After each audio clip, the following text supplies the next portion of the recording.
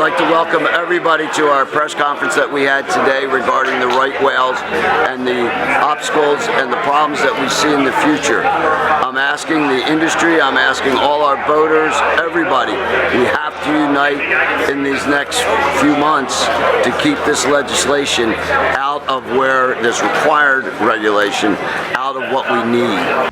We were 1 year ago here describing how NOAA's vessel speed rule would impose a 10-knot limit on boats greater than 35 feet for much of the Atlantic seaboard for up to 7 months of the year. Remember, 65 feet is already in and above.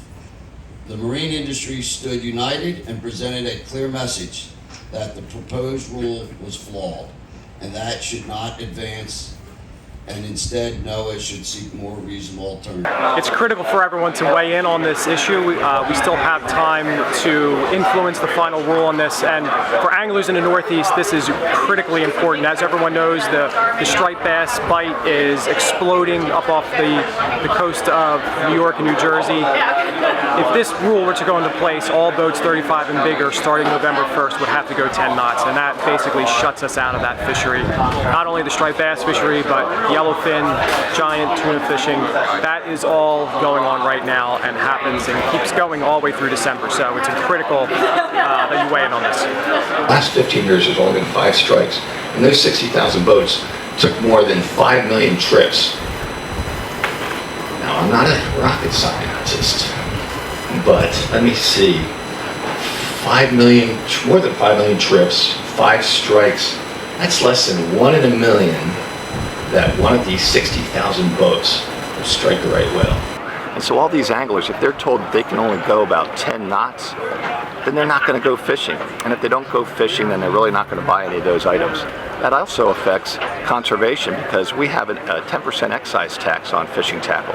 And when you take away that sale, you take away the tax, and therefore that cuts back on conservation and cuts back on access. So this whole proposed rule really has a huge impact on everything to deal with boats, fishing tackle, local economies, all the way up and down the coast. We also all understand how important protection of our natural resources, healthy waters, aquatic ecosystems, and marine mammals are to our industry. That's something that we are extremely passionate about. And we know that there is a better way to go about addressing this very serious and complex conservation challenge, but it doesn't need to be done by a one-size-fits-all blanket approach that would destroy coastal communities along the Atlantic seaboard. And so we've been working with our coalition partners, CSP and ASA, and other stakeholders that are impacted by this, to be educating NOAA on what the true realities are. And there is absolutely no distinction between a 35-foot fishing boat that drafts maybe 4 feet and a 1,000-foot tanker ship that drafts anywhere from 40 to 60 feet in the water. There's no distinction between any difference or variance and the associated risk with this extremely wide range of vessels that are operating in the water. And so because of that, they're conflating the risk that's associated with recreation with these massive ocean-going ships, while also posing considerable safety hazards on boaters that are out on the water by forcing them to operate at such slow speeds while they're out in the open ocean.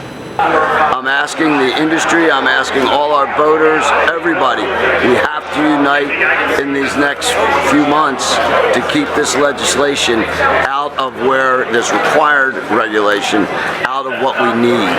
And we need to fight it because it'll be the next thing will be below 35 feet. It's already enacted above 65 feet. Nobody even knew about it. So please, come with us and fight the fight.